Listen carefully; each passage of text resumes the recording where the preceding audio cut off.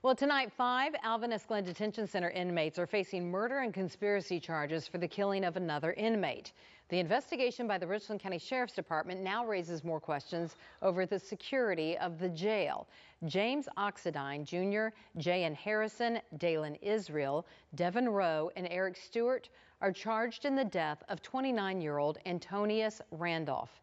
Randolph was in the Alvin S Detention Center after deputies had arrested him January 21st for a series of crimes, including kidnapping, burglary, and criminal misconduct.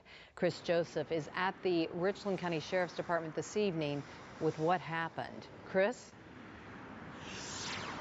Well, Dondi, Sheriff Leon Lott gave a news conference today saying that those 5 inmates were able to get to Randolph because of faulty doors in the Alvin S. Glenn Detention Center.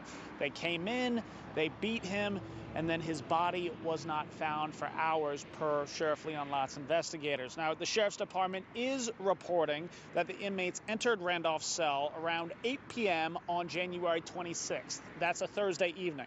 The sheriff says the door or locking mechanism was broken or just not there. Now, investigators say jail staff didn't find Randolph's body until 2:15 the next afternoon, Friday afternoon. Now, the incident report from the Sheriff's Department says that a jail staffer reported Randolph had, quote, refused to go to bond court around 1:30 Friday afternoon. Again, if the Sheriff's Department's timeline holds up, Randolph would have already been dead if he had, refused to go to the bond court around 1:30. So the coroner, Rutherford, reported he died that morning. So again, that story, or the two timelines, appear to be in conflict there. Let's take a listen.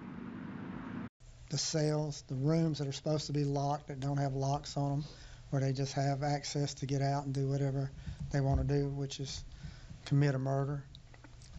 No, he would not have been able to recover from his injuries. When we were notified of the death, we could tell when we went into the cell that he had been deceased for quite some time before he was discovered by staff. Now, the coroner there was responding to a question about whether or not, if Randolph had been found sooner, potentially his life could have been saved. But I also want to point you back to what the sheriff said about not having locks on those doors. The county just sent out a statement minutes ago, and I'm going to read this to you verbatim.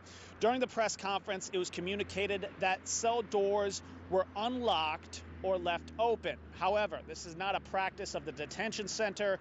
As identified by the sheriff, certain detainees continue their alleged criminal activities, such as the making of homemade contraband and compromising security locks while in custody. Again, I would point you back to that soundbite that we just played a few seconds ago. The sheriff said that some doors didn't have locks. So again, some conflict there between the sheriff and the statement. Reporting in Richland County, Chris Joseph, WIS News 10. All right, Chris, thank you. And 2 of the inmates accused of killing Randolph already were in for murder.